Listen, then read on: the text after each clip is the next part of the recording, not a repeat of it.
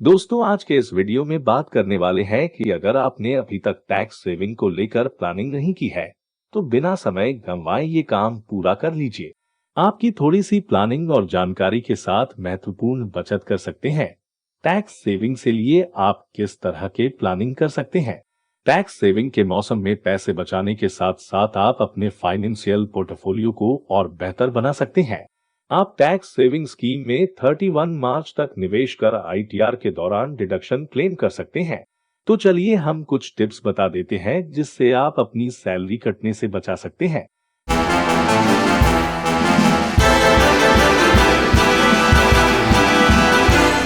सबसे पहला ऑप्शन है पब्लिक प्रोविडेंट फंड यानी कि पीपीएफ। ये एक लॉन्ग टर्म निवेश विकल्प है।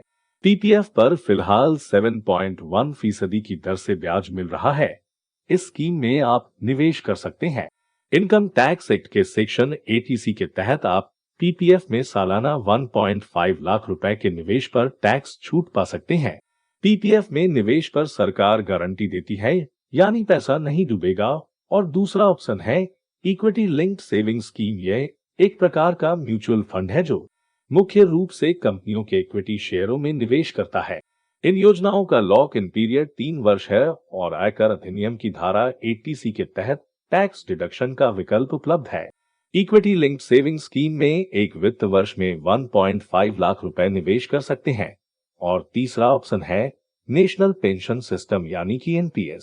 नेशनल पेंशन सिस्टम में भी निवेश पर इनकम टैक्स एक्ट के सेक्शन 80C तहत टैक्स छूट मिलता है।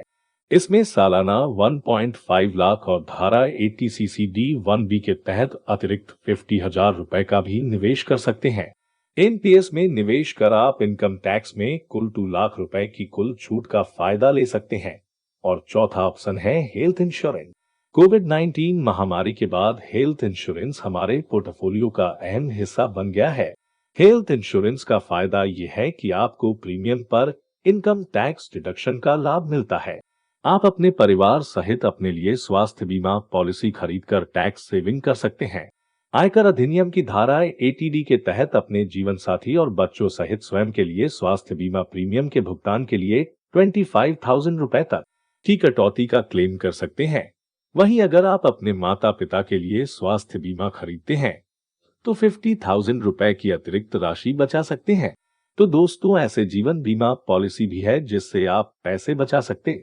तो फ्रेंड्स, आज के इस वीडियो में इतना ही बताने वाला हूँ। अगर आपको ये वीडियो अच्छा लगा हो तो कृपया हमारे चैनल को सब्सक्राइब और वीडियो को लाइक और शेयर जरूर करें। धन्यवाद।